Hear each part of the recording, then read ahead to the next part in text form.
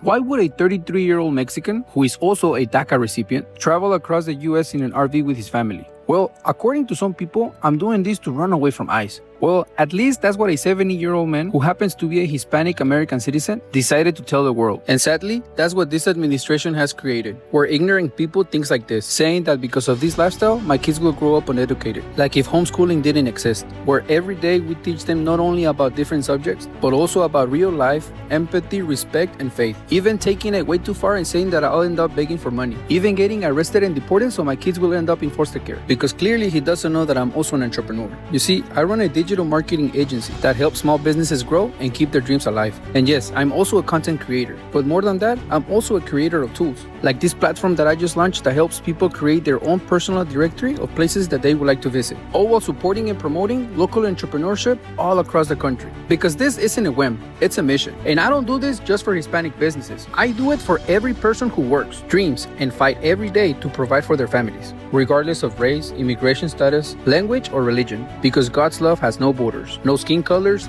no flags. That's actually why I make my content in both English and Spanish. Because here there's no us or them. Here there are human beings trying to do the right thing, to live in peace and leave a good legacy. I was brought to this country when I was 11 years old. I grew up here, I studied here, I built my family here. And even though Mexico runs through my veins, I call this country home. But lately, it seems that those in power have forgotten that all of us, in one way or another, came to this land as immigrants. Because before borders existed, we all crossed lands searching for survival. And here, in this country, it was the same story. Many of the people who now feel entitled to point fingers forget that their ancestors also came here without permission, without papers, and taking lands that weren't theirs. Lands from native people who were stripped and silenced. And now, they call us illegal. When in reality, immigrants are the ones who have built this country the most. The ones who plant, who cook, who clean, who builds roofs, who works in silence, without even asking for recognition, but keeps this nation moving forward every day. And that's why I'm not ashamed of what I do. I'd rather be judged and pointed at than stay silent, because enough is enough, and it's time to raise our voices, not with faith,